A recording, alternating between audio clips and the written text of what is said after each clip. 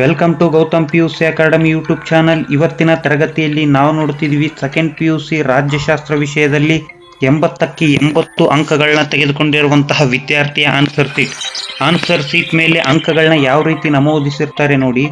1 ಅಂಕಕ್ಕೆ 1 ಅಂಕದ ಕೆಳಗಡೆ 2 ಅಂಕಕ್ಕೆ 2 ಅಂಕನ ನೀಡಿದರೆ ಮತ್ತು 5 ಅಂಕದ ಸಂಪೂರ್ಣ ಪ್ರಶ್ನೆಗಳನ್ನ ಇವರು ಬರೆದಿದ್ದಾರೆ. ನಂತರ 10 ಅಂಕದ 2 ಪ್ರಶ್ನೆಗಳನ್ನ ಸಹ ಟಚ್ ಮಾಡಿದ್ದಾರೆ. ಆದ್ದರಿಂದ 80ಕ್ಕೆ 80 ಅಂಕಗಳನ್ನ ತೆಗೆದುಕೊಂಡಿದ್ದಾರೆ. ಈ ಉತ್ತರ ಪತ್ರಿಕೆಯನ್ನು ನೋಡೋದಕ್ಕಿಂತ ಮುಂಚೆ ಇಲ್ಲಿ ಪಕ್ಕದಲ್ಲಿರುವಂತಹ ಕ್ವಶನ್ ಪೇಪರ್ನು ಸಹ ನೋಡಿ, ಅವಾಗ ನಿಮ್ಗೆ ಅರ್ಥ ಆಗುತ್ತೆ ಯಾವ ಪ್ರಶ್ನೆಗೆ ಯಾವ ಉತ್ತರ ಅಂತ. ನೋಡಿ, ರಾಜ್ಯಶಾಸ್ತ್ರ ಮತ್ತು ಅರ್ಥಶಾಸ್ತ್ರ ವಿಷಯದಲ್ಲಿ ಯಾವುದೇ ಕಾರಣಕ್ಕೂ ಪ್ರತಿಯೊಂದು ಉತ್ತರ ಆದ್ಮೇಲೆ ಈ ರೀತಿ ಲೈನ್ ಹೇಳ್ಕೊತ ಕೂತ್ಕೊಂಡ್ರೆ ಸಮಯ ಆಗಲ್ಲ. ಆದ್ರಿಂದ ಎಷ್ಟಾಗುತ್ತೋ ಅಷ್ಟು ಸಮಯನ ಉಳಿತಾಯ ಮಾಡಲಿಕ್ಕೆ ಪ್ರಯತ್ನ ಪಡಬೇಕು. 1 ಅಂಕ 2 ಅಂಕದಲ್ಲಿ ಶಾರ್ಟ್ ಆನ್ಸರ್ ಬೇಗನೆ ಬರೆದು ಸಮಯನ ಉಳಿತಾಯ ಮಾಡಬೇಕು. ನೋಡಿ, ಮೊದಲನೇ ಉತ್ತರ ಬಂದ್ಬಿಟ್ಟು ಆಪ್ಷನ್ ಸಿ ಎಲಿಗೇರಿ ಅಂತ ಇದೆ. ಎರಡನೇ ಉತ್ತರ ಬಂದ್ಬಿಟ್ಟು ಆಪ್ಷನ್ ಸಿ 1, 2, 3 ಮೂರು ಸರಿ ಇದೆ. ಮೂರನೇ ಉತ್ತರ ಬಂದ್ಬಿಟ್ಟು ಆಪ್ಷನ್ ಎ ಮೇಲು ಜಾತಿ ಕೆಳಜಾತಿ ಎಂಬ ಭಾವನೆ. ನಾಲ್ಕನೇ ಉತ್ತರ ಆಪ್ಷನ್ ಎ 1967. ಐದನೇ ಉತ್ತರ ಬಂದ್ಬಿಟ್ಟು ಬಿ ಭಾರತದ ವಿದೇಶಾಂಗ ನೀತಿಯ ಶಿಲ್ಪಿ. ಪಕ್ಕದಲ್ಲಿರುವಂತಹ ಈ ಪ್ರಶ್ನೆ ಪತ್ರಿಕೆಯಲ್ಲಿರುವ ಪ್ರಶ್ನೆಗಳನ್ನ ಒಂದ್ಸರಿ ನೋಡಿ, ನಂತರ ಈ ಉತ್ತರಗಳನ್ನ ನೋಡಿ. ಯಾಕಂದ್ರೆ ಇವೇ ಪ್ರಶ್ನೆ ಮುಂದಿನ ವರ್ಷನೂ ಸಹ ಬರ್ಬೋದು, ಆದ್ರಿಂದ ಸರಿಯಾಗಿ ನೋಡ್ಕೊಳ್ಳಿ. ನಂತರ ಬಿಟ್ಟ ಸ್ಥಳದ ಬಗ್ಗೆ ಯಾವುದೇ ರೀತಿಯ ತಲೆ ಕೆಡಿಸ್ಕೊಳ್ಳೋ ಮಾತೇ ಇಲ್ಲ. ಯಾಕಂದ್ರೆ ಇಲ್ಲೇ ಆ ಪ್ರಶ್ನೆ ಪತ್ರಿಕೆ ಮೇಲೆ ಸಂಪೂರ್ಣವಾದಂತಹ ಉತ್ತರ ಕ್ಲೂ ಕೊಟ್ಟಿರ್ತಾರೆ. ಅದನ್ನ ನಾವು ಸ್ವಲ್ಪ ತಲೆ ಓಡಿಸಿದ್ರೆ ಸಾಕು, ಆರಾಮದಾಯಕವಾಗಿ ನಾವು ಬರಿಬೋದು. 6ನೇದ್ದು ಬಂದ್ಬಿಟ್ಟು DMK, 7th one Bengaluru, 8th one Amartya Sen, 9ನೇ ಆನ್ಸರ್ ಬಂದ್ಬಿಟ್ಟು ವಿಧಿ 360, 10ನೇದು ಬಂದ್ಬಿಟ್ಟು ಉದಾರೀಕರಣ. ನಂತರ ನೀವು ಯಾವುದೇ ಕಾರಣಕ್ಕೂ ಪೇಜ್ನ ಸಹ ಕಡಿಮೆ ಬರೆದು ಪೇಜ್ನ ಉಳಿತಾಯ ಮಾಡಿದ್ರೆ ಲಾಸ್ಟಿಗೆ ನಿಮಗೆ ಆನ್ಸರ್ ಶೀಟ್ ಸಹ ಸಿಗೋದು ಕಷ್ಟ ಆಗುತ್ತೆ. ಆದ್ದರಿಂದ ನಿಮ್ಗೆ ಎಷ್ಟಾಗುತ್ತೋ ಅಷ್ಟು ಕಂಪ್ಲೀಟ್ ಮಾಡಕ್ ನೋಡಿ. ನಾವಾಗಿದ್ರೆ ಏನ್ ಮಾಡ್ತಿದ್ವಿ, 11ನೇ ಅಂತ ಪ್ರಶ್ನೆ ಪತ್ರಿಕೆ ಮುಂದಿನ ಪೇಜಲ್ಲಿ ಹಾಕ್ತಿದ್ವಿ. ಆದ್ರೆ ಇವ್ರು ಇಲ್ಲೇ ಬರ್ದಿದ್ದಾರೆ. ಒಂದು ವೇಳೆ ಇವ್ರು ಎಡಿಷನಲ್ ತಗೊಂಡ್ರು ಸಹ ಅವ್ರಿಗೆ ಎಡಿಷನಲ್ ಕೊಡ್ತಾರೆ. ಒಂದು ವೇಳೆ ನಾವು ಲೈನ್ ಬಿಟ್ಟು ಬರೆದಾಗ ಎಡಿಷನಲ್ ಕೊಡೋಕೆ ಅವರು ಹಿಂದೆ ಮುಂದೆ ನೋಡ್ತಾರೆ. ಆದ್ರಿಂದ ಸರಿಯಾಗಿ ಸಮಯನ ವ್ಯರ್ಥ ಮಾಡಬೇಡಿ ಮತ್ತು ಪೇಜನ್ನು ಸಹ ಕರೆಕ್ಟಾಗಿ ಉಪಯೋಗಿಸ್ಕೊಳ್ಳಿ. ಜಿಲ್ಲಾಧಿಕಾರಿ ಅಂತ ಇದೆ. ಜಿಲ್ಲಾಡಳಿತದ ಮುಖ್ಯಸ್ಥರು. Mooknayak doctor BR Ambedkar. Westphalia ಒಪ್ಪಂದ ರಾಷ್ಟ್ರ ನಿರ್ಮಾಣ. ನಂತರ ಆಪ್ಷನ್ ಡಿ ಅಣ್ಣಾ ಹಜಾರೆ ಅಂತ ಇದೆ. ಭ್ರಷ್ಟಾಚಾರದ ವಿರುದ್ಧ ಭಾರತ. ಅಫ್ಘಾನಿಸ್ತಾನ್, ತಾಲಿಬಾನ್. ಇಷ್ಟನ್ನ ಬರೆದು 5ಕ್ಕೆ 5 ಅಂಕನ ಪಡ್ಕೊಂಡಿದ್ದಾರೆ. ನಂತರ 1 ಅಂಕದ ಪ್ರಶ್ನೆಗಳು ಸ್ವಲ್ಪ ಕಷ್ಟ ಆಗೋದಂದ್ರೆ ಇವೆ 1 ಅಂಕದ ಪ್ರಶ್ನೆಗಳಲ್ಲೇ ಸ್ವಲ್ಪ ಕಷ್ಟ ಆಗುತ್ತೆ ಕೆಲವೊಬ್ಬರಿಗೆ. AITUC ವಿಸ್ತರಿಸಿ ಅಂತ ಕೊಟ್ಟಿದ್ದಾರೆ. All Indian trade union Congress. ನಂತರ 13ನೇ ಉತ್ತರ ಬಂದ್ಬಿಟ್ಟು ಸಮ್ಮಿಶ್ರ ಸರ್ಕಾರ ಎಂದರೇನು ಅಂತ ಪ್ರಶ್ನೆ ಇದೆ. ಸಾರ್ವತ್ರಿಕ ಚುನಾವಣೆಯಲ್ಲಿ ಯಾವುದೇ ಪಕ್ಷ ಬಹುಮತ ಪಡೆಯದೇ ಇದ್ದಾಗ 2 ಅಥವಾ 2ಕ್ಕಿಂತ ಹೆಚ್ಚು ರಾಜಕೀಯ ಪಕ್ಷಗಳು ಸೇರಿ ಸರ್ಕಾರ ರಚನೆ ಮಾಡುವುದೇ ಸಮ್ಮಿಶ್ರ ಸರ್ಕಾರ ಅಂತ ಕರಿತೀವಿ. ನಂತರ 14ನೇದ್ದು ಧರ್ಮ, ಭಾಷೆ, ಜನಾಂಗ. 15ನೇ ಉತ್ತರ ಬಂದ್ಬಿಟ್ಟು ಅರಬ್ ಮತ್ತು ಅರ್ಮೇನಿಯನ್ಸ್. ಈ 1 ಅಂಕದ ಪ್ರಶ್ನೆಗೆ ಯಾವುದೇ ಕಾರಣಕ್ಕೂ ಆಪ್ಷನ್ ಇರಲ್ಲ, ಆದ್ರಿಂದ ಕರೆಕ್ಟಾಗಿ ಬರೀಬೇಕು. 16ನೇ ಉತ್ತರ ಬಂದ್ಬಿಟ್ಟು ಅಲಿಪ್ತ ನೀತಿ ಎಂದರೇನು ಅಂತ ಇದೆ. ಅಲಿಪ್ತ ನೀತಿ ಎಂದರೆ ತಟಸ್ಥ ನೀತಿಯಲ್ಲಿ ಯಾವುದೇ ಶಕ್ತಿ ಬಣಗಳಿಗೆ ಸೇರದೇ ಇರುವುದು ಅಷ್ಟೇ. ತಟಸ್ಥ ನೀತಿ, ಅದನ್ನೇ ಅಲಿಪ್ತ ನೀತಿ ಅಂತ ಕರಿತೀವಿ. ಯಾವುದೇ ಬಣದಲ್ಲಿ ಸೇರಿಲ್ಲ ಅಂತಂದ್ರೆ ಅದನ್ನ ಅಲಿಪ್ತ ನೀತಿ ಅಂತ ಕರಿತೀವಿ. ನಂತರ ಪಕ್ಕದಲ್ಲಿರುವಂತಹ ಪ್ರಶ್ನೆಗಳನ್ನ ನೋಡ್ಕೊಳ್ಳಿ. 2 ಅಂಕದ ಪ್ರಶ್ನೆಗಳನ್ನು ಸಹ ಉತ್ತರಿಸಿ. 17ನೇದು ಬಂದ್ಬಿಟ್ಟು ದೆಹಲಿಯಲ್ಲಿ ಸ್ಥಾಪನೆಯಾಯಿತು 1937. ನಂತರ 18ನೇ ಉತ್ತರ ಬಂದ್ಬಿಟ್ಟು ಶೈಕ್ಷಣಿಕ ಹಿನ್ನೆಲೆ, ಅಪರಾಧ ಹಿನ್ನೆಲೆ, ಆಸ್ತಿಯ ಹಿನ್ನೆಲೆ. Very important. ಈ ಹಿನ್ನೆಲೆಗಳನ್ನ 2 ಅಂಕಕ್ಕೆ ತುಂಬಾ ಸಾರಿ ಕೇಳಿದ್ದಾರೆ, ಕರೆಕ್ಟಾಗಿ ನೋಡ್ಕೊಳ್ಳಿ. 19ನೇ ಉತ್ತರ ಬಂದ್ಬಿಟ್ಟು ರಾಜ್ಯ ಸೇವೆಗಳಿಗೆ ಪರೀಕ್ಷೆಯನ್ನು ನಡೆಸುವುದು ಮತ್ತು ರಾಜ್ಯಪಾಲರಿಗೆ ವಾರ್ಷಿಕ ವರದಿ ಒಪ್ಪಿಸುವುದು. 20ನೇ ಉತ್ತರ ಬಂದ್ಬಿಟ್ಟು ಕೇಂದ್ರ ಪಟ್ಟಿ, ರಾಜ್ಯ ಪಟ್ಟಿ, ಸಮವರ್ತಿ ಪಟ್ಟಿ. 22ನೇ ಉತ್ತರ ಬರೆದಿದ್ದಾರೆ ರಷ್ಯಾ ಮತ್ತು ಚೀನಾ. 23ನೇ ಉತ್ತರ ಬಂದ್ಬಿಟ್ಟು ನ್ಯಾಟೋ, ಸಿಯಾಡೋ ಮತ್ತು ಸ್ಯಾಂಟೋ. ಎಕ್ಸ್ಟ್ರಾ ಪ್ರಶ್ನೆ ಇದಲ್ಲ. ಲಾಲ್ ಬಹದ್ದೂರ್ ಶಾಸ್ತ್ರಿ, ಅಯೂಬ್ ಖಾನ್. ನೀವು ಒಂದು ವೇಳೆ 2 ಅಂಕದ್ದು ಇನ್ನೂ 1-2 ಪ್ರಶ್ನೆ ಗೊತ್ತಿದ್ರೆ ಬರೀರಿ, ಯಾಕಂದ್ರೆ ಒಂದು ತಪ್ಪಾಗಿದ್ರೆ ಇನ್ನೊಂದು ಅದನ್ನ ಕವರ್ ಮಾಡುತ್ತೆ. ಆದ್ರೆ 5 ಅಂಕದ್ ಮಾತ್ರ ಬರೆಯಕ್ ಹೋಗ್ಬೇಡಿ, ಯಾಕಂದ್ರೆ ಟೈಮ್ ವೇಸ್ಟ್ ಆಗುತ್ತೆ. ನಂತರ 1935ರ ಸರ್ಕಾರ ಕಾಯ್ದೆಯ ಮುಖ್ಯಾಂಶಗಳು ಅಂತ ಪ್ರಶ್ನೆ ಕೇಳಿದ್ದಾರೆ. ಇದಕ್ಕೆ ಉತ್ತರ ಯಾವ ರೀತಿ ಬರೆದಿದ್ದಾರೆ ಅಂದ್ರೆ ಯಾವುದೇ ಪ್ರಶ್ನೆ ಕೇಳಿ ಪೀಠಿಕೆ ಮತ್ತು ಉಪಸಂಹಾರ, ಇತಿಹಾಸ, ರಾಜ್ಯಶಾಸ್ತ್ರ, ಅರ್ಥಶಾಸ್ತ್ರ, ಕನ್ನಡ ಪ್ರತಿಯೊಂದಕ್ಕೂ ಸಹ ಈ ರೀತಿ ಪೀಠಿಕೆ, ಉಪಸಂಹಾರ, ವಿವರಣೆ ಬರೆದ್ರೆ ಅಂಕಗಳು ಸಿಗೋ ಸಾಧ್ಯತೆ ಹೆಚ್ಚಿರುತ್ತೆ. ಹಂಗಂತೇಳಿ ಕನ್ನಡಕ್ಕೆ 4 ಅಂಕಕ್ಕೆ ಎಲ್ಲ ಪ್ರಶ್ನೆಗಳಿಗೂ ಬರೆಯೋದಲ್ಲ. ಈ ಪ್ರಬಂಧ ಆಗಿರ್ಬೋದು ಅಥವಾ ದೊಡ್ಡದು ಯಾವುದಾದ್ರೂ ಪ್ರಶ್ನೆ ಅವರೇ ಕೊಟ್ಟಿದ್ರೆ ಬರೀಬೋದು ಅಷ್ಟೇ. ನಿಮಗೆ ಗೊತ್ತಿಲ್ಲ ಅಂತಂದ್ರೆ, ಗೊತ್ತಿದ್ರೆ ಏನು ಅವಶ್ಯಕತೆ ಇರಲ್ಲ. 1935ರ ಕಾಯ್ದೆ ತನ್ನದೇ ಆದ ಮಹತ್ವವನ್ನು ಹೊಂದಿದೆ. ಇದು ಪ್ರಮುಖವಾದ ಮುಖ್ಯಾಂಶಗಳನ್ನು ಹೊಂದಿದ್ದು ಅವುಗಳ ಅಧ್ಯಯನ ಮಾಡುವುದು ಅವಶ್ಯಕವಿದೆ. ಇವರು ಬರೆದಿದ್ದಾರೆ ಅಂದ್ಬಿಟ್ಟು ಇದೇ ಪೀಠಿಕೆ ನೀವು ಬರೆಯೋದಲ್ಲ. ನಿಮ್ಗೆ ಅಲ್ಲಿ ಏನು ಒಳಿಯುತ್ತೋ ನೀವು ಪೀಠಿಕೆ, ಉಪಸಂಹಾರ ಯಾವುದೇ ಕಾರಣಕ್ಕೂ ಓದಕ್ ಹೋಗ್ಬೇಡಿ, ಬಾಯ್ಪಾಟ್ ಹಾಕಕ್ ಹೋಗ್ಬೇಡಿ. ಅಲ್ಲಿ ಸಂದರ್ಭಕ್ಕೆ ತಕ್ಕಂತೆ ಏನು ನೆನಪಿಗೆ ಬರುತ್ತೋ ಅದನ್ನ ಬರೀಲಿಕ್ಕೆ ಪ್ರಯತ್ನ ಪಡಿ. ಇವ್ರು ಬರೆದಿದ್ದನ್ನ ನೀವು ನೆನ್ಪಿಟ್ಕೊಂಡು ಇದನ್ನೇ ಬರಿಬೇಕಂತ ಏನಿಲ್ಲ. ನಂತರ ಮುಖ್ಯಾಂಶಗಳು ಮಾತ್ರ ಹೇಳ್ತೀನಿ ನೋಡಿ, ಒಳಗಡೆ ವಿವರಣೆ ನೀವೇ ತುಂಬಬೇಕಾಗುತ್ತೆ. ಸಂಯುಕ್ತ ಪದ್ಧತಿಗೆ ಅವಕಾಶ ಖಂಡಿತ ಇದೆ. ಇದು ಅಧಿಕಾರ ವಿಭಜನೆ, ಕೇಂದ್ರದಲ್ಲಿ ದ್ವಿಸರ್ಕಾರ ಪದ್ಧತಿ, ದ್ವಿಸದನ ಶಾಸಕಾಂಗ, ಫೆಡರಲ್ ನ್ಯಾಯಾಲಯ, ಪ್ರಾಂತೀಯ ಸ್ವಾಯತ್ತತೆ. ಒಂದು ವೇಳೆ ನೀವೇನಾದರೂ ಅಕ್ಷರಗಳನ್ನ ನಿಧಾನವಾಗಿ ಬರೆಯೋರಾಗಿದ್ರೆ ನೀವು ಕೇವಲ 5 ಪಾಯಿಂಟ್ನ ಮಾತ್ರ ಬರಿಬೋದು. ಯಾಕಂದ್ರೆ ಪ್ರತಿಯೊಂದು ಪಾಯಿಂಟ್ಗೂ ಒಂದೊಂದು ಅಂಕ ಸಿಗುತ್ತೆ. ಇಲ್ಲಿ ಇವರು ಸ್ಪೀಡ್ ಬರೀತಿರ್ಬೋದು, ಅದಕ್ಕೆ 6 ಅಂಶಗಳನ್ನ ವಿವರಣೆ ಮಾಡಿದ್ದಾರೆ. ನೀವು ಕೇವಲ ಯಾವುದೇ ಕೇಳಿ, ನಾಗರಿಕ ಸೇವೆ ಲಕ್ಷಣಗಳು ಕೇಳಿದ್ರು ಸಹ 9 ಇದಾವೆ, 9 ಬರೆಯೋ ಅವಶ್ಯಕತೆ ಇಲ್ಲ. 5 ಮಾತ್ರ ಬರೆದ್ರೆ ಖಂಡಿತವಾಗ್ಲೂ 5 ಅಂಕ ಸಿಗುತ್ತೆ. ನೋಡಿ ವಿವರಣೆಯನ್ನು ಯಾವ ರೀತಿ ಮಾಡಿದ್ದಾರೆ ಅಂದ್ಬಿಟ್ಟು, ಅಧಿಕಾರ ವಿಭಜನೆಯಲ್ಲಿ 4 ಅಂಶಗಳನ್ನ ಸಹ ಬರೆದಿದ್ದಾರೆ ಮತ್ತು ಅದನ್ನು ಸಹ ವಿವರಣೆ ಮಾಡಿದ್ದಾರೆ. ಫುಲ್ ಬರೆದಿದ್ದಾರೆ ನೋಡಿ ಇವರು. ಕೇಂದ್ರದಲ್ಲಿ ದ್ವಿಸರ್ಕಾರ ಪದ್ಧತಿ 3ನೇದ್ದು, ನಂತರ ಅದಕ್ಕೂ ವಿವರಣೆ ಸುಮಾರು 3.5 ಪೇಜ್ ಬರೆದಿದ್ದಾರೆ. ಫೆಡರಲ್ ನ್ಯಾಯಾಲಯ, ಪ್ರಾಂತೀಯ ಸ್ವಾಯತ್ತತೆ, ಉಪಸಂಹಾರ ಇಷ್ಟನ್ನ ಬರೆದಿದ್ದಾರೆ. ನೀವೇನಾದರೂ ಅಕ್ಷರಗಳನ್ನ ನಿಧಾನ ಬರೆಯೋರಾಗಿದ್ರೆ ಸಂಪೂರ್ಣ ವಿವರಣೆ ಏನು ಬೇಕಾಗಿರಲ್ಲ, ಸ್ವಲ್ಪ ವಿವರಣೆ ಕೊಟ್ಟರು ಸಾಕು, ಅಂಕಗಳು ಸಿಗ್ತವೆ. ನೆಕ್ಸ್ಟ್ 27ನೇ ಪ್ರಶ್ನೆ ಏನಂತ ಇದೆ ಅಂದ್ರೆ, ಮುಖ್ಯ ಕಾರ್ಯದರ್ಶಿಯ ಕಾರ್ಯಗಳನ್ನು ವಿವರಿಸಿ ಅಂತ ಇದೆ. ಮುಖ್ಯ ಕಾರ್ಯದರ್ಶಿಯ ಕಾರ್ಯ ಯಾವ್ಯಾವು ಅಂತಂದಾಗ ಸುಮಾರು 9 ಕಾರ್ಯಗಳಿವೆ. ಪೀಠಿಕೆ ನೋಡಿ, ರಾಜ್ಯಾಡಳಿತದ ಮುಖ್ಯಸ್ಥರಾಗಿ ಮುಖ್ಯ ಕಾರ್ಯದರ್ಶಿಗಳು ಕಾರ್ಯನಿರ್ವಹಿಸುತ್ತಾರೆ. ಇವರ ಕಾರ್ಯಗಳನ್ನು ಈ ಕೆಳಗಿನಂತೆ ನಾವು ಕಾಣಬಹುದು. ನೋಡಿ 9 ಕಾರ್ಯಗಳನ್ನ ಬರೆದಿದ್ದಾರೆ. ಮುಖ್ಯ ಕಾರ್ಯದರ್ಶಿಯು ಮುಖ್ಯಮಂತ್ರಿಗೆ ಸಲಹೆಗಾರರಾಗಿರುತ್ತಾರೆ. ಸುಮಾರು 9 ಅಂಶಗಳಿವೆ. ಇವರು 10 ಅಂಶಗಳನ್ನ ಮಾಡಿ ಬರೆದಿದ್ದಾರೆ. 5 ಅಂಕ ಕೊಟ್ಟಿದ್ದಾರೆ. ಯಾಕಂದ್ರೆ ಕೆಲವೊಂದು ಅಂಶಗಳು ದೊಡ್ಡದಿದೆ, ಆದ್ದರಿಂದ ಇವರು 10 ಅಂಶಗಳನ್ನ ಮಾಡಿದ್ದಾರೆ.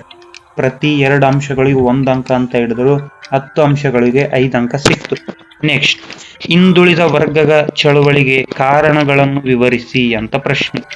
ಇವರು ಪೀಠಿಕೆ ಬರೆದಿದ್ದಾರೆ, ಉಪಸಂಹಾರ ಬರೆದಿದ್ದಾರೆ, ಆದರೆ ವಿವರಣೆನೂ ಸಹ ಜಾಸ್ತಿ ಬರೆದಿದ್ದಾರೆ.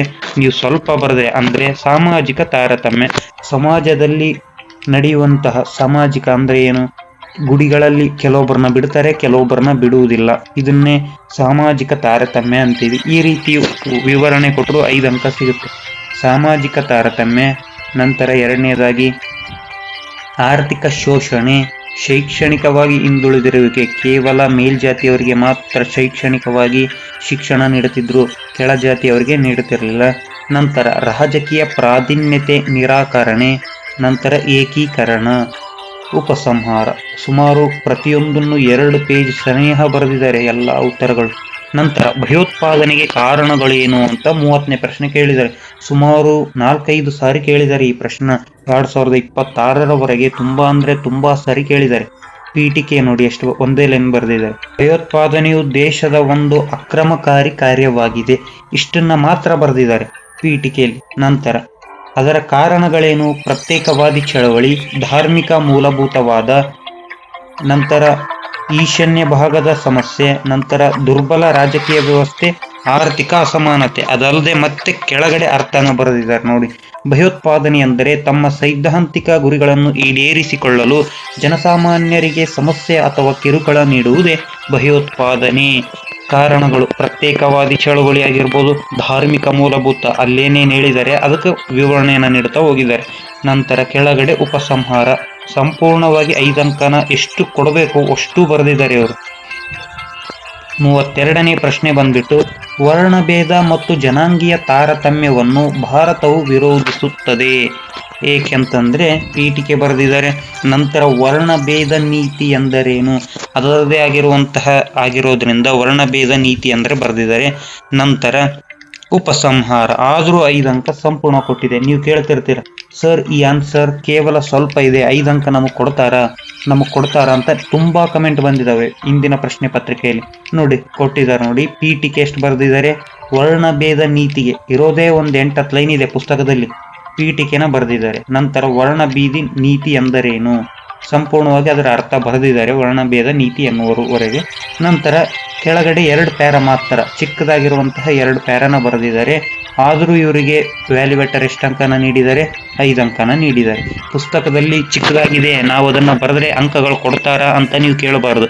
ರಾಜ್ಯಶಾಸ್ತ್ರ ಮತ್ತು ಅರ್ಥಶಾಸ್ತ್ರದಲ್ಲಿ ಕೊಡ್ತಾರೆ, ಇತಿಹಾಸದಲ್ಲಿ ಸ್ವಲ್ಪ ವಿವರಣೆ ನಿಮ್ಮದೇ ಆಗಿರುವಂತಹದ್ದು ಜಾಸ್ತಿ ಬರೀಲೇಬೇಕು, ಆಗ ಮಾತ್ರ ಅಂಕಗಳು ಕೊಡ್ತಾರೆ. ರಾಜ್ಯಶಾಸ್ತ್ರ ಅರ್ಥಶಾಸ್ತ್ರದಲ್ಲಿ ಯಾವುದೇ ರೀತಿಯ ಕಡ್ಡಾಯ ನಿಯಮಗಳಿಲ್ಲ. ನಂತರ 31ನೇ ಪ್ರಶ್ನೆ ಪ್ರಸ್ತುತ ಈಗ ಬರೆದಿದ್ದಾರೆ, 32ನೇ ಪ್ರಶ್ನೆ ಆದ ನಂತರ ಈಗ ಬರೆದಿದ್ದಾರೆ ನೋಡಿ, ಪೀಠಿಗೆ ಬರೆದಿದ್ದಾರೆ. ನಂತರ ಕಾರಣಗಳನ್ನು ಬರೆದಿದ್ದಾರೆ, ಶಿಕ್ಷಣ ಆಗಿರ್ಬೋದು, ನೈತಿಕತೆ ಆಗಿರ್ಬೋದು. ನೆಕ್ಸ್ಟ್ ಮಾರ್ಗ ಮತ್ತು ಗುರಿ, 4th ಒನ್ ಮಾದರಿ ವ್ಯಕ್ತಿತ್ವಗಳು, ಕೊನೆಗೆ ಯುವ ಆಂದೋಲನ, ನಂತರ ಉಪಸಂಹಾರ. ಮಾದರಿ ವ್ಯಕ್ತಿತ್ವದಲ್ಲಿ ಡಾಕ್ಟರ್ ಅಬ್ದುಲ್ ಕಲಾಂ ಅವರು ಬರ್ತಾರೆ, ಅವರ ಶಬ್ದನೂ ಸಹ ಮೆನ್ಷನ್ ಮಾಡಿದ್ದಾರೆ. ನಂತರ ಯುವ ಆಂದೋಲನದಲ್ಲಿ ಮುಖ್ಯವಾಗಿ ಜಯಪ್ರಕಾಶ್ ರಾವ್ ಅವರು ಬರ್ತಾರೆ, ಅವರ ಶಬ್ದನೂ ಸಹ ಮೆನ್ಷನ್ ಮಾಡಿದ್ದಾರೆ. ಈ ರೀತಿಯಾಗಿ ಕೆಲವೊಂದು ಶಬ್ದಗಳನ್ನ ಮೆನ್ಷನ್ ಮಾಡಿದರೆ 5 ಅಂಕ ಸಿಗುತ್ತೆ. ನಂತರ ಮುಖ್ಯವಾಗಿ 10 ಅಂಕದ ಪ್ರಶ್ನೆ, ನಾನು ನಿಮಗೆ ಮೊದಲೇ ಹೇಳಿದ್ದೆ 10 ಅಂಕದ ಪ್ರಶ್ನೆಗಳನ್ನ ಕೇವಲ 5 ಪ್ರಶ್ನೆಗಳನ್ನ ಮಾತ್ರ ಓದಿ, ಅದರಲ್ಲಿ ನಿಮಗೆ ಬೇಕಾಗಿರುವಂತಹ 2 ಪ್ರಶ್ನೆಗಳು ಬರ್ತವೆ. ಮೊದಲನೇದಾಗಿ ಭಾರತದ ಪಕ್ಷ ಪದ್ಧತಿಯ ಸ್ವರೂಪ, ರಾಜಕೀಯ ಕಾರಣಗಳು, ಉದಾರೀಕರಣ, ಖಾಸಗೀಕರಣ, ಜಾಗತೀಕರಣ. ಈ 3 ಪ್ರಶ್ನೆಗಳಲ್ಲಿ ಖಂಡಿತವಾಗ್ಲೂ 1 ಬರ್ತದೆ. ನಂತರ ಈ 2 ಪ್ರಶ್ನೆಗಳಲ್ಲಿ ಖಂಡಿತವಾಗ್ಲೂ 1 ಬರ್ತದೆ. ಆದ್ರಿಂದ ಆ 5 ಪ್ರಶ್ನೆಗಳನ್ನ ಪರ್ಫೆಕ್ಟ್ ಆಗಿ ಎಷ್ಟಾಗುತ್ತೋ ಅಷ್ಟು ನೋಡಿ. ಭಾರತದ ಪಕ್ಷ ಪದ್ಧತಿಯ ಸ್ವರೂಪ, ಪೀಠಿಕೆಯನ್ನು ಬರೆದಿದ್ದಾರೆ. ಭಾರತದಲ್ಲಿರುವಂತಹ ಪಕ್ಷಗಳು ಇವ ಲಕ್ಷಣಗಳನ್ನು ಒಳಗೊಂಡಿದೆ ಎಂಬುದನ್ನು ಇಲ್ಲಿ ತಿಳಿಯಬೇಕು. ಈ ರೀತಿ ಇದೇ ಬರಿಬೇಕಂತೇನಿಲ್ಲ, ನೀವು ಯಾವುದಾದ್ರೂ ಬರಿಬೋದು. ಭಾರತದ ಪಕ್ಷ ಪದ್ಧತಿ ಎಂದರೆ ಸಹ ಬರೆದಿದ್ದಾರೆ ನೋಡಿ. ನಾವು ಕೇವಲ ಏನು ಬರೀತಿದ್ದೀವಿ, ಪೀಠಿಕೆ, ಸ್ವರೂಪಗಳು, ಉಪಸಂಹಾರ. ಇವರು ಭಾರತದ ಪಕ್ಷ ಪದ್ಧತಿಯ ಸ್ವರೂಪದ ಅರ್ಥನೂ ಸಹ ಬರೆದಿದ್ದಾರೆ ನೋಡಿ. ಸೈದ್ಧಾಂತಿಕ ಮೂಲ ಹೊಂದಿ ಅಧಿಕಾರದ ಚುಕಣಿಯನ್ನು ಹಿಡಿಯಲು ಸಂಘಟಿಸಿದ ಒಂದು ಸಮೂಹವೇ ಪಕ್ಷ ಪದ್ಧತಿ. ನಂತರ ಸ್ವರೂಪಗಳು 12 ಇದಾವೆ. ನೀವು ಬೇಕಿದ್ರೆ ಸ್ವರೂಪಗಳನ್ನ 12 ಬರೆದು ವಿವರಣೆಯನ್ನು ಕೇವಲ 10 ಬರೆದ್ರೂ ಸಹ ನಿಮಗೆ 10 ಅಂಕ ಸಿಗುತ್ತೆ ನೋಡಿ. ಸಂವಿಧಾನೇತರ ಬೆಳವಣಿಗೆ, ಬಹುಪಕ್ಷ ಪದ್ಧತಿಯ ಅಸ್ತಿತ್ವ, ಪಕ್ಷಗಳಲ್ಲಿ ಒಡಕು ಮತ್ತು ವಿಲೀನ, ಏಕಪಕ್ಷ ಪ್ರಾಬಲ್ಯದ ಕ್ಷೀಣತೆ, ಭಿನ್ನಮತೀಯತೆ, ಪಕ್ಷಾಂತರ ಪಿಡುಗು, ನಾಯಕತ್ವದ ವರ್ಚಸ್ಸು, ತತ್ವರಹಿತ ರಾಜಕೀಯ ಪಕ್ಷಗಳು, ಪ್ರಾದೇಶಿಕ ಪಕ್ಷಗಳ ಪ್ರಾಬಲ್ಯ, ಧರ್ಮ ಮತ್ತು ಭಾಷಾ ಆಧಾರಿತ ರಾಜಕೀಯ ಪಕ್ಷಗಳು, ಬಲ ಮತ್ತು ಎಡಪಂಥೀಯ ಪಕ್ಷಗಳು, ಸಮ್ಮಿಶ್ರ ಸರ್ಕಾರದ ಶಕೆ. ಅವುಗಳಿಗೆ ಕೆಳಗಡೆ ವಿವರಣೆಯನ್ನು ನೀಡಿದ್ದಾರೆ. ಪುಸ್ತಕದಲ್ಲಿರುವಂತಹ ಕೆಲವೊಂದು ಶಬ್ದನ ಮೆನ್ಷನ್ ಮಾಡಿದ್ದಾರೆ, ನೋಡ್ಬೋದು ತಾವು. 19ನೇ ವಿಧಿಯ ಪ್ರಕಾರ ಈ ರೀತಿ ಬರೆದ್ಬಿಟ್ರೆ ವ್ಯಾಲ್ಯುವೇಟರ್ಗೆ ಇವ್ರ ಪುಸ್ತಕದಲ್ಲಿರೋದನ್ನ ಬರೆದಿದ್ದಾರೆ ಅಂತ ಅನ್ಸ್ಬಿಡುತ್ತೆ. ನಂತರ ಪಕ್ಷಗಳಲ್ಲಿ ಒಡಕು ಮತ್ತು ವಿಲೀನ, ಏಕಪಕ್ಷ ಪ್ರಾಬಲ್ಯ ಕ್ಷೀಣತೆಯನ್ನು ಸಹ ಬರೆದಿದ್ದಾರೆ. ವಿವರಣೆ ಸ್ವಲ್ಪ ಚಿಕ್ಕದಾಗೆ ಬರೆದಿದ್ದಾರೆ, ನೋಡ್ಬೋದು ತಾವುಗಳು. ಈ ರೀತಿ ಚಿಕ್ಕ ಆನ್ಸರ್ ಬರೆದ್ರು ನೋಡಿ. ಕೊನೆಗೆ ಎಷ್ಟು ಅಂಕ ಸಿಕ್ಕಿದೆ ಅವರಿಗೆ, 10ಕ್ಕೆ 10 ಅಂಕ ಸಿಕ್ಕಿದೆ. 10 ಅಂಕ ಪಡೆಯೋದೇನು ಕಷ್ಟಕರವಾದದ್ದಲ್ಲ. ನಂತರ ಮೊದಲೇ ಹೇಳಿದ್ದೆ ನಾನು, ಈ 3 ಪ್ರಶ್ನೆಗಳಲ್ಲಿ ಇನ್ನೊಂದು ಬರುತ್ತೆ, ಜಾಗತೀಕರಣ, ಖಾಸಗೀಕರಣ, ಉದಾರೀಕರಣ. ಇಲ್ಲಿ ಪ್ರಸ್ತುತ ಖಾಸಗೀಕರಣ ಬಂದಿದೆ, ಅದರ ಪೀಠಿಕೆ ಬರೆದಿದ್ದಾರೆ. ಪ್ರಾಮುಖ್ಯತೆಗಳು, ಸಾಮರ್ಥ್ಯ, ಹೊಸ ಉದ್ಯಮಿಗಳನ್ನು ಪ್ರೋತ್ಸಾಹಿಸುತ್ತದೆ, ಕಾರ್ಯದಕ್ಷತೆ, ನಂತರ ವಿನೂತನ ಯೋಜನೆ ಮತ್ತು ಗುರಿ ಇಲ್ಲಿದೆ ನೋಡಿ. ನಂತರ ಏಕಸೌಮ್ಯ, ಕೊನೆಯದಾಗಿ ಬಂಡವಾಳ. ನಂತರ ಪ್ರಾಮುಖ್ಯತೆ ಮುಗಿತು. ಪ್ರಸ್ತುತ ರಾಜಕೀಯ ಪರಿಣಾಮಗಳೇನೇನು? ಸಂಪತ್ತಿನ ವಿಕೇಂದ್ರೀಕರಣ, ಅಧಿಕ ಲಾಭ, ಸ್ಥಳೀಯ ಕೈಗಾರಿಕೆಗಳು ಮುಚ್ಚುತ್ತವೆ, ರಾಷ್ಟ್ರೀಯ ಏಕತೆಗೆ ಧಕ್ಕೆ, ಸೇವಾ ಮನೋಭಾವ ಕಡಿಮೆ, ಉದ್ಯಮ ಭದ್ರತೆ ಇರುವುದಿಲ್ಲ, ರಾಷ್ಟ್ರೀಯ ಸಾರ್ವಭೌಮತ್ವಕ್ಕೆ ಧಕ್ಕೆ. ಅದಕ್ಕೆ ತಕ್ಕಂತೆ ಕೆಳಗಡೆ ವಿವರಣೆನೂ ಸಹ ಬರೆದಿದ್ದಾರೆ. ಈ ರೀತಿಯಾಗಿ ಬರೆದು ಕೊನೆಗೆ ಅವ್ರಿಗೆ ಎಷ್ಟು ಅಂಕ ಸಿಕ್ಕಿದೆ, 10 ಅಂಕ ಸಿಕ್ಕಿದೆ. 10 ಅಂಕಕ್ಕೆ ಕೊನೆಯದಾಗಿ ಉಪಸಂಹಾರ ಬರೀಲೇಬೇಕಂತ ಹೇಳಿದ್ದೆ, ಇವರು ಬರೆದಿದ್ದಾರೆ. ನಂತರ ಕೊನೆಯದಾಗಿ ಇಲ್ಲಿಗೆ ರಾಜ್ಯಶಾಸ್ತ್ರ ವಿಷಯ ಮುಕ್ತಾಯ. ಅವ್ರ ಸೀಲ್ ಕೂಡ ಆಗಿದೆ ನೋಡಿ, ಇಲ್ಲಿ ಮುಕ್ತಾಯವಾಗಿದೆ ದ ಎಂಡ್ ಅಂತ. ಇಲ್ಲಿಗೆ ಇಷ್ಟು ಬರೆದು 80ಕ್ಕೆ 80 ಅಂಕಗಳನ್ನ ಪಡೆದುಕೊಂಡಿದ್ದಾರೆ. ನೀವು ಸಹ 80 ಅಂಕಗಳನ್ನ ಆರಾಮದಾಯಕವಾಗಿ ಪಡ್ಕೊಳ್ಬಹುದು. 2 ಅಂಕದ ಪ್ರಶ್ನೆ, 5 ಅಂಕದ ಪ್ರಶ್ನೆ, 10 ಅಂಕದ ಪ್ರಶ್ನೆ ಕಡ್ಡಾಯವಾಗಿ ಬರುವಂತಹದ್ದು ನಾನು ಎಲ್ಲವನ್ನು ವಿವರಿಸ್ತಿದ್ದೀನಿ. ಕೊನೆಗೆ 1 ಅಂಕದ ಪ್ರಶ್ನೆನ ನಾನು ಏನೇನು ವಿವರಿಸ್ಬೋದು ಅಂತಂದ್ರೆ, ಬಿಟ್ಟ ಸ್ಥಳ ಹೊಂದಿಸಿ ಬರೆಯಿರಿ. ಯಾವುದೇ ಕಾರಣಕ್ಕೂ ತುಂಬಾ ತಲೆ ಕೆಡಿಸ್ಕೊಂಡು ಓದಕ್ಕೆ ಹೋಗಬೇಡಿ. MCQ ಪ್ಲಸ್ 1 ಅಂಕದ ಪ್ರಶ್ನೆಗಳು. ಈ 10 ಅಂಕದಲ್ಲಿ ನಿಮಗೆ ಮಾರ್ಕ್ಸ್ ಕಡಿತವಾಗೋ ಸಾಧ್ಯತೆ ಇರುತ್ತೆ. ಯಾವ ಪ್ರಶ್ನೆಗಳು ಬರ್ಬೋದು ಅಂತಾನು ನಾನು ಸಂಪೂರ್ಣವಾಗಿ ವಿಡಿಯೋ ಮಾಡಿದ್ದೀನಿ. ಅವುಗಳನ್ನ ಓದ್ಕೊಳ್ಳಿ. 80ಕ್ಕೆ 80 ಅಂಕಗಳನ್ನ ತೆಗೆದುಕೊಳ್ಳಿ. ಮುಂದಿನ ವಿಡಿಯೋದಲ್ಲಿ ಭೇಟಿಯಾಗೋಣ. ಅಲ್ಲಿವರೆಗೂ ಟೇಕ್ ಕೇರ್. Bye bye.